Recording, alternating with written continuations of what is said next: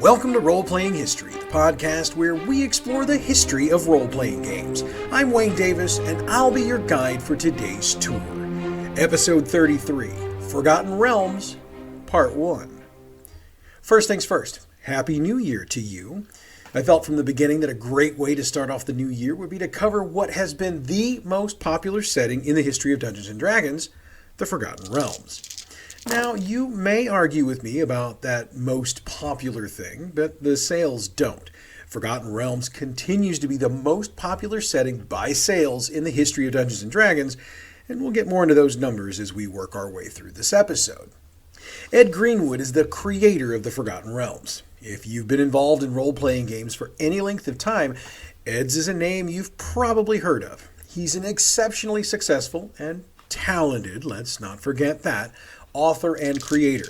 And like I said, chances are good you've either read or utilized some of his work in one of your games, especially if you're a D&D player. The origins of the Forgotten Realms go all the way back to around 1967, when Ed was about 8 years old. Ed had a very active imagination when he was younger, and he chose to express this creativity through writing. And like any good author, Ed decided he needed his own setting for his fantasy stories. And thus, the Forgotten Realms were born. Now, Ed has stated in a number of interviews that the idea for the name came from the idea of a multiverse of parallel worlds, with Earth being one such world and the realms another. He's also stated that, in his original idea, the fantastic legends of Earth come from a fantasy world that can no longer be accessed. That world? The Forgotten Realms. First off, can I just say that at the age of 8, he was a hell of a lot more creative than I was at like 16? Then again, that might say more about me than it does about him, but I digress. Ed found his way to Dungeons & Dragons around 1975 and admits that he really got into playing role-playing games with the release of Advanced Dungeons & Dragons in 1978. He admits he found AD&D when a college student named September introduced him to the game, and he realized immediately that Forgotten Realms would be a great setting for use with the AD&D rules. So, we can date the introduction of the Forgotten Realms to D&D/AD&D as sometime in 1978. Now, we're still a few years away from the first official stuff being produced, but there's some more background history to cover, so let's continue. So with Ed Greenwood being introduced to AD&D, he made the Realms the campaign setting for his personal campaign. Now, according to reports, he actually set the first campaign he ran in the Realms as the City of Waterdeep, which even casual D&D fans should recognize as one of the most famous cities in the Realms. Shortly thereafter, he created a group which he named the Knights of Myth-Drannor and placed them in the Shadowdale region of the Realms. With that, 2 more classic items were introduced to the Realms. Ed has commented on more than one occasion that the fact that his players really wanted detail is why the Forgotten Realms became what they've become. In an interview he did with Alan Navarney for Dragon Magazine number 244 in February of 1998, he said, "They want it to seem real and work on honest jobs and personal activities until the whole thing grows into far more than a casual campaign. Role-playing always governs over rules, and the adventures seem to develop themselves." He's also stated over the years that his version of the Forgotten Realms, that being the one he ran in his personal campaign, was much darker than what has been published. As we've learned from our deep dives into the creation of D&D, among other games, when you've got a home game and a setting that are extremely popular, it doesn't take too long before the information of that game starts to get out to the rest of the gaming world. For the Forgotten Realms, this began in 1979. Ed Greenwood published a series of articles in The Dragon, TSR's dedicated magazine for game settings, and it detailed the Forgotten Realms. For the record, the very first article Ed produced for the magazine about his setting was about the monster he called the Cursed. That's C-U-R-S-T. The Cursed was described, per the Forgotten Realms wiki, as a creature that had been cursed into a never-ending state of undeath. This state could have been caused due to a bestow curse from a very powerful evil caster who followed it up with a wish spell. These creatures are described in the wiki as humanoids with deathly white skin and deep black eyes. These creatures were somewhat mad, behaving very strangely in their day-to-day life, as well as in combat. In this form, they could never age. For the record, the Cursed would appear in 1st edition, 2nd edition, and 3rd edition, but as of this recording, they have not appeared in the realms since. Now, this first article drew a bunch of positive responses, which led Ed to keep dropping new knowledge in the pages of the Dragon. He wrote about magic items, monsters, and spells, and the base setting for all of them was the Forgotten Realms, which explained the history behind the different things that he was describing. Now, I'll discuss more of these things a bit later on, but we can say very safely that Ed Greenwood and the Forgotten Realms are the reason we still have a lot of the magic items and spells that we have in 5th edition today. Now, for our purposes, let's fast forward to 1986. Before we discuss the Forgotten Realms more, we need to rehash some history from our TSR episode. If you'll remember, by 1986, Gary Gygax had, for all intents and purposes, lost control of his company due to a series of miscalculation, both on his part and on the parts of his original partners. Now, as a part of this loss of control, the new powers that be had decided they wanted to take the focus of Dungeons & Dragons away from Greyhawk, which was Gygax's creation and, frankly, his pride and joy. Dragonlance was a setting that had been utilized for some supplements at the time, and it was certainly in the running to be a new focus for the company. And for the record, we will be giving Dragonlance its own episode in the future, so if you're a fan of that, don't worry about it. However, it should be noted that Dragonlance can be a very different campaign setting to utilize for D&D. That's not to say it's bad. Far from it, in fact. If you've ever read any of the Dragonlance novels, which are excellent, by the way, you know this is a world jammed full of great stuff to use in a campaign. But for many within TSR at the time, they wanted a campaign world that was as easy to use as Greyhawk, which Dragonlance was not for many. So, TSR tasked Jeff Grubb to meet with Ed Greenwood and figure out how real the Forgotten Realms was. In other words, they wanted to know whether or not the realms were an actual campaign setting, or was Ed Greenwood pulling all this stuff out of his ass just to get published? And look, before you question whether or not stuff like this actually happens, I would suggest you pause this show and go take a look at any of your social media feeds. Deal? Okay, you done? Now do you understand why TSR might have questioned it? In the Dragon article I mentioned just a minute ago, Ed discussed some of this meeting. He said that Jeff Grubb asked me whether I just make this stuff up as I go along, or do I really have a huge campaign world? I answered yes to both of those questions. Once they were satisfied that the Forgotten Realms was an actual thing, TSR decided that the open-ended nature of the realms would make it a better choice for a campaign setting than Dragonlance, which, while a great setting, is very epic and kind of narrow in the ability to use it to tell a story for a game. So with the decision to bring the Forgotten Realms on board as an actual campaign setting, Ed Greenwood agreed to come aboard and work with the folks at TSR to get the setting together for publication. Again, Ed has detailed this process in multiple interviews over the years, but the basics kind of go like this. He organized his campaign materials into something that would be a little easier for TSR to digest, then sent a few dozen cardboard boxes to the company that were stuffed full of his penciled notes and of his maps for them to utilize. When he did that, he also sold the rights to the setting to TSR for what's been called a token fee. And yes, I tried to find out exactly how much that token fee was, but I was unsuccessful. It's not to say that that information isn't out there, I just couldn't find it. Ed has said in interviews, however, that he was satisfied with the deal he made, as he was really more happy with his campaign setting being out in the world for gamers to play, which should tell you a lot about the kind of guy he is. He's also noted over the years that TSR made an alteration to his concept of the realms. TSR decided that the Forgotten Realms could not be accessed from Earth, and Ed noted that this was due to concerns over possible lawsuits, like with kids getting hurt while trying to find a gate. So TSR decided to de-emphasize that meaning. John Peterson, the author of Dungeons & Dragons Art and Arcana, A Visual History, said the following about Ed Greenwood. He was the rare obsessive DM who just seemed to have more ideas and energy to pour into his world than even the folks at TSR did. Naturally, when TSR was shopping for a new campaign world as part of their cross-media strategy, they had to get the Forgotten Realms. R.A. Salvatore took Greenwood's world and created characters and stories for it that made him a best-selling author and sustained TSR as a major fantasy book publisher.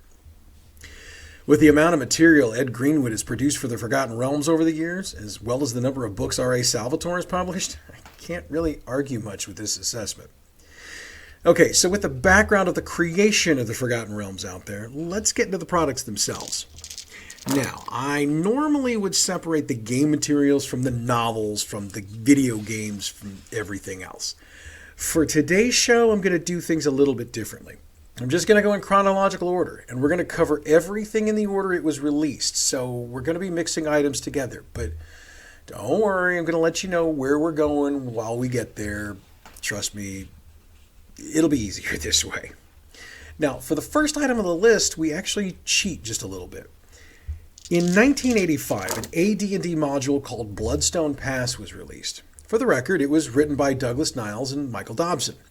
In later years, this module was considered to be a part of the Forgotten Realms, which would therefore technically make this the first Forgotten Realms product published by TSR. However, it took 2 more modules in this series before the official setting actually was Forgotten Realms. That, by the way, was in 1987 when the Bloodstone Wars was released and Ed Greenwood was added to the creator list with Niles and Dobson. Earlier in 1987, Douglas Niles was ready to publish the first in a trilogy of Celtic-themed novels. However, TSR decided to modify the books to make them Forgotten Realms novels. That first book, Darkwalker on Moonshape, beat the release of the Forgotten Realms as a campaign setting by a month. So, the Forgotten Realms campaign set was released in 1987. Designed as a collaborative effort by Ed Greenwood and Jeff Grubb, it was a box set with 2 sourcebooks in it. For the record, the sourcebooks were the Cyclopedia of the Realms and DM's Sourcebook of the Realms. It also had 4 large color maps. Now, the entire purpose of the box set was to lay out the campaign setting for gamers and explain how to use it. These days, this type of explanation kind of goes without saying, but at that time, gamers frequently got new campaign material dropped on them without it necessarily having how-to instructions. Another thing about the box set was that the included maps had space reserved for the information from SSI's Gold Box computer games, which were also set in the Forgotten Realms. Those 3 games, by the way, were Pool of Radiance, released in 1988, Cursed of the Azure Bonds from 1989, and Secret of the Silver Blades from 1990. And yes, we'll talk a little more about those when we get to them. And those 3 games, along with Pools of Darkness, which was released in 1991, formed one continuous story rooted in was once the glorious city of Flan, which later on encompassed all of the Moonsea Reaches, as well as the outer plains of Dale Lands, Cormyr, Cormanthyr, and Thar. Those 4 games sold quite well and helped sell Forgotten Realms to all types of gamers, not just tabletop role players, which is why we are going to talk about them more here. Now, I mentioned a moment ago that TSR had utilized product from other designers for the Realms, in that they modified the Douglas Niles novel to make it a Forgotten Realms product, as well as his earlier modules. In order to get more Forgotten Realms product out faster, they continued this process with the Desert of Desolation, created by Tracy Hickman and Laura Hickman, as well as Kara Tour, which was created by Zeb Cook. Look, before we continue, I need to note that I'm reporting titles and subject matter as it was when it was created. That means that some of the titles and settings may not be culturally appropriate these days, so I just wanted to throw a warning out there up front. Kara Tour, which draws its cultural influences, as well as its people, from the medieval regions of Eastern Asia, specifically China, Korea, Japan, the Ryukyu Islands, I think I got that pronounced right, and Tibet, originally appeared in print in the 1985 release, Oriental Adventures.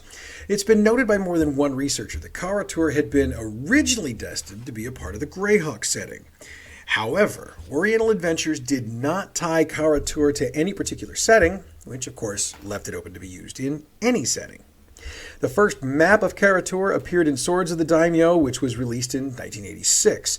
Again, the setting was still not tied to any particular setting, with the thought being a GM could drop it into the setting they were using. When the Forgotten Realms set was released in 1987, the eastern half of the continent was specifically reserved for Kara-Tur, and Kara-Tur was officially tied to the Forgotten Realms with the 1988 publication of the box set Kara-Tur: The Eastern Realms, which had two 96-page books and several maps. Kara-Tur also gave TSR a way to market its battle system rules, which originally dropped in 1985 and were updated in 1989. Not going to talk about the battle system rules here. We'll do them in another episode. Do also want to note, though, that the Bloodstone Adventure series was the original series that supported those rules, and the final two adventures in that series, 1987's The Bloodstone Wars and 1988's The Throne of Bloodstone, were set in the realms at their creation. This drawing in of other authors' works continued when characters from Frank Mincer's 1987 release Egg of the Phoenix, which was not a Forgotten Realms module, were incorporated into 1988's release, The Savage Frontier. Now, before we continue, you might be wondering why TSR would take pre-existing modules or portions of pre-existing works and rework them for the Forgotten Realms. The truth of the situation is this. The Forgotten Realms was an absolute hit when it came out. What that meant was that gamers were clamoring for as much product for that setting as possible. Since TSR hadn't anticipated this level of hit, they had to switch gears pretty quickly so they could get product out to meet the demand, which, if you'll remember from the TSR episode, was kind of an ongoing issue for TSR. It wasn't anything nefarious or cold, it was just honestly good old-fashioned supply and demand, so that's why this happened. Another example of this modification was the compilation module called Desert of Desolation. It was also not originally a Forgotten Realms product, but the 1987 release Under Ilfarn and 1988's Swords of the Iron Legion were both specifically set in the realms at creation. As the Forgotten Realms were taking off as a campaign setting, something else that would take the publishing world by storm began. In 1988, R.A. Salvatore wrote his first Forgotten Realms novel. The Crystal Shard introduced readers, and the D&D world at large, to Drizzt Do'Urden. And I know I screwed that pronunciation up. But Drizzt is a drow character, and a hero if we're being honest, who would go on to appear in 17 more novels over the years. It should also be noted that Salvatore's Forgotten Realms novels have consistently been New York Times bestsellers, and they've won a ton of awards over the years. We're going to be talking more about those novels in a future episode, so we'll get into all the details then. Now, as I mentioned a moment ago, the first Forgotten Realms video game was released in 1988. That was Pool of Radiance, and again it was from SSI. That game won the Origins Award for Best Fantasy or Science Fiction Computer Game of 1988. TSR, realizing they had an absolute hit on their hands, started cranking out supplements for the Forgotten Realms, again, as soon as it was physically possible. For the record, all of this took place during the first edition of AD&D, which we covered a couple of months ago in its own episode, so check it out in the archives for more information on how that system worked. Ed Greenwood gets credit for the first supplement specifically created for the realms. Titled Waterdeep and the North, and given the TSR code FR1, it dropped in 1987. Waterdeep in the North specifically details the region of Northwest Faerun, which is called the North in the game, with a big focus on Waterdeep, which is the largest city and port of the region. The supplement gave a huge amount of background information on the area that hadn't originally been released, and as I've noted before, Waterdeep was the base city of Greenwood's home campaign. Waterdeep in the North was a 64-page booklet that came with a big color map and an outer folder. Shannon Appelkline has stated that Waterdeep in the North kicked off a long series of books that helped make the Forgotten Realms the first TSR setting that was truly and exhaustively detailed, thanks to a line of source books rather than just adventures. And the supplements just kept on coming. Still in 1987, Moonshae hit the shelves. Created by Douglas Niles, Moonshae laid out the Celtic-inspired isles in the Sea of Moonshae, which was the setting for the books Niles had written previously. This supplement, like Waterdeep in the North, was 64 pages with 2 maps and a removable cover. It lays out the races, politics, religion, and commerce of the region, and tells many of the tales from the perspective of Elminster. Now, I could do an entire episode just on Elminster, but safe to say the old wizard has been the voice of the realms for a very long time, and his use in supplements such as this helped make him that way. 1988 saw a stampede of releases for the realms, with the releases of Empire of the Sands, The Magister, The Savage Frontier, Dreams of the Red Wizards, and Lords of Darkness. Empire of the Sands, another 64-page supplement with maps included, covers the three major areas of the southwest corner of the continent of Faerun. It's called the Empire of the Sands. Specifically, these areas are Amn, Tethir, and Kalimshan. The supplement also gives a description of the Sea of Swords, which is an area with a very warm climate and areas of dry, inhospitable land. Again, like the previous two entries on this list, Scott Herring, who authored the supplement, provides players with a ton of information on the politics, geography, commerce, and religion of the area. This supplement also provides the stats for the Company of Eight, which hails from Tethir. The Magister, written by Ed Greenwood and Steve Perrin, is told in Elminster's voice.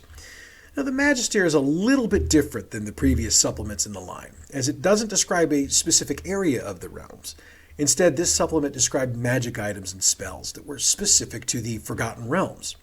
The Magister also provided rules for creating original magic items for your campaign, random tables for generating magical treasure, and a whole lot of new magical item descriptions. There was a ton of new lore introduced to the game with this supplement, and for the most part, that lore has continued into today's game. The Savage Frontier, written by Jenel Jacques, handled descriptions of the lands north of the High Moors, which was the location of R.A. Salvatore's novel The Crystal Shard. It also described the northern barbarians of the area. Another 64-page booklet, The Savage Frontier also had two maps as part of its presentation. As had become the norm, great details on the Northlands and the Trackless Sea were provided, as well as information on the Northmen, the Uthgard barbarians, and the Northern dwarves and orcs. And of course, there was political, commerce, and religion information included in the supplement. Dreams of the Red Wizards, written by Steve Perrin, brought a ton of information about the Red Wizards of Thay, who played a major part in some of the stories from the realms. Another 64-page supplement, readers again got all of the categories of information they were coming to expect from supplements out of the FR line. This one was FR 6, for those keeping track at home. Lords of Darkness was something different for the FR line of Forgotten Realms product. It was a compilation of mini scenarios all set in the realms that featured different undead. These scenarios were created in a manner that allowed for them to be easily dropped into a pre-existing campaign. Ed Greenwood was the designer of the overall product and wrote for the project as well. So before I get into details, I wanted to give an idea of the layout of the book. Each of the featured undead has background information provided, and it comes as either a short piece of fiction describing the undead in action, or as a monologue from a knowledgeable NPC. There were new rules presented in the book, but they do a very good job of presenting information that clears up how to integrate them, as well as cleaning up some errata and other issues from previous rule sets, including some non-Forgotten Realms rules. Lords of Darkness opens with a 2-page introduction from Ed Greenwood. He also notes that while the material is written for the Forgotten Realms, DMs should feel free to drop them into their campaign regardless of where they're located. The next section, titled Tales from Beyond the Grave, is comprised of 10 scenarios. Skeletons, written by Deborah Christian, Zombies from Michael Stackpole, Ghouls and Ghasts by Paul Jacques, The Tombs of the Decanthar by Steve Perrin, Shadows, also by Deborah Christian, Mummies, also by Paul Jacques, Vampires by Vince Garcia and Gene Robb, Ghosts by Vince Garcia, Oriental Spectres, yet another entry from Deborah Christian, and The Dread Lair of Alakar by Ed Greenwood. The Night Gallery was the next section, and it detailed the main character or creature of each adventure, and was designed to be utilized to plan out a series of adventures, or, if you wanted to tie all 10 together into a full campaign. Ed Greenwood wrote a mundane guide to wards to describe the magic and lore of dealing with the undead. He also wrote The Lords of Darkness, which presented new spells for necromancers. So, while Lords of Darkness was a bit different in what it was covering, fans of the Forgotten Realms line got what they'd been expecting from the supplements due to the amount of new information released. Getting back into the releases in 1988, Jeff Grubb and Ed Greenwood joined forces again to drop City System. City System was what I would term as a deep dive into the city of Waterdeep. It had 10 large color maps that could be assembled to show you the whole of Waterdeep. another map that showed the whole city, but it was smaller detail, and another that laid out the interior of Castle Waterdeep. The set also included map keys and counter tables, information on NPCs, data on the city's legal code, essays. Basically, City System took Waterdeep and attempted to break it down to its very essence for those who wanted to adventure long-term within the city. The release, by the way, was the first that was amiss with reviewers. Most of them believed it to be misleading because, as Ken Ralston said in his review for Dragon Magazine number 156 in April 1990, it's not a system for designing or presenting fantasy roleplay cities. But fans of the Realms gobbled up the system, so there's that. Ruins of Adventure, which was based on the computer game Pool of Radiance, was also released in 1988. Authors Mike Brill, David Cook, Jim Ward, and Steve Winter took 4 mini-scenarios set in the town of Flan and linked them. Let's see, is that Flan or Flan? I'm going to say Flan. Anyway, they took them and linked them together to produce this adventure, which, as I said, was based on the computer game that had been released. By the way, if you've got both the supplement and the computer game, the supplement gives you clues about how to solve the game. That's kind of cool. Moving into 1989, DC Comics began publishing comic books based on the Forgotten Realms. Jeff Grubb handled the writing for the comics, and each issue was 26 pages. For those who know comic books, you might know the 2 primary illustrators. They were Rags Morales and Dave Simons. In all, 25 issues were published, and the final one dropped in 1991. It should also be noted that a 56-page annual, Forgotten Realms Comic Annual number 1, Waterhavian Nights, was released in 1990. It was illustrated by a number of different artists. In 1989, Curse of the Azure Bonds was released. It was another adventure module, and another module based on a computer game. Jeff Grubb was the author of this adaptation, which required the PCs to undertake a quest to remove the Azure bonds they find magically tattooed to themselves. Plot of the module matched up almost exactly with that of the video game. Okay, so we've gone through to the end of the 1980s, and we're at nearly 16 pages, about 4,500 words, and I think between 23 and 25 minutes. So when you consider we've still got 20 years of the Forgotten Realms to cover, we're going to have to cut this into 2 parts. But of course, you heard part 1 at the beginning, so you realize that now. When I started writing this, I didn't know. So what we're going to do is we're going to bring today's tour to a close. Next week, we're going to go back to the Realms, and we're going to pick up in 1990, and we're going to roll it all the way through to the end. So I've had folks on social media ask me about what all we've got coming up in the future of the show. Now, without a website, it's hard for me to put up a calendar of upcoming episodes, so I've basically had to go with the run what I want philosophy. Well, we've been doing this long enough at this point, I need to be a little more proactive. And no, that doesn't mean we're getting a website anytime soon. My tech talent hasn't quite gotten there, and I don't have the money to pay anybody. No, instead, I'm just going to tell you here what I've got coming up. So next week, like I just said, we're going to do part 2 of the Forgotten Realms.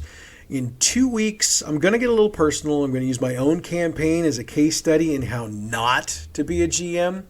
And for my players who listen to the podcast, don't worry, I'm not calling anybody out. I'm actually going to dump it all on me, which should be humbling.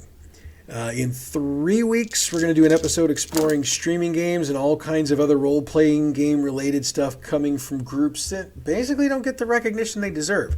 For me, a lot of that is going to be, it's going to be me practicing what I preach, because I'm going to try to be more inclusive. So going to be a lot of games from folks of color, the LGBTQ plus community, those who typically get minimized. So I'm going to do at least an episode, might do 2, probably won't do them back to back, but that's kind of where we're headed there.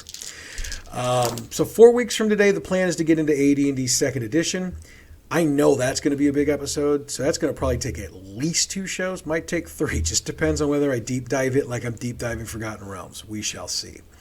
I also know that in the next couple of months, I'm going to deep dive Ed Greenwood, R.A. Salvatore, Shane Lacey Hensley. I do have a few surprises I'm working on. If I can get them to come to fruition, I'm going to put them on here. Otherwise, I'll shelve them, and we'll hold them until I can actually get them the way I want. Having said all of that, if you've got something you want me to cover, hit me up, all the usual sites. I'll mention all of them in a few minutes if you don't know them. But yeah, you tell me what you want, and if I can make it happen, I'm going to make it happen. Because, as always, and I cannot stress this enough, you are the reason I'm doing this. I joke about the show not making any money, and while it is the truth, it's really not that big a deal. I mean, yeah, I'd love to make money. Yeah, I'd love this show to be like, Critical Role level famous. But look, I do it because whether my audience is 5 people, 50 people, or 50,000 people, I do it so that I can entertain and inform you. So, thank you for supporting the show by listening and for telling your friends about us. Another chance to support us is coming up on Sunday night. That's January 9th for those of you who, like me, cannot keep track of a flippin' date. I'll be on Tales from the Tavern on Twitch. Twitter tag Gamer Mom Luna. She is the host. She is awesome. There are going to be 5 of us on there discussing topics about gaming or, frankly, whatever the hell the Twitch chat wants us to talk about. Show time's 7 p.m. Central Time, so be there or be not there. I'm not doing that line. I'm just not. As always, you can follow us on Facebook, Role-Playing History Podcast. Twitter, you can hit us up at RoleplayingP. YouTube, Role-Playing History Podcast. And you know the drill by now. If you want to send us an email, it's roleplayinghistorypodcast, all one word, at gmail.com. Credit and thanks for the music we use for the show goes to pixabay.com. Check them out if you're looking for royalty-free stuff to use for your project. Okay, next week we head back to the Forgotten Realms. Going to pick up in 1990, and the goal is to wrap it up in one more episode. We going to succeed? You're going to have to listen to find out. You think I'm going to give that away here? That's next week. Until then, I'm Wayne Davis, and your Role-Playing History.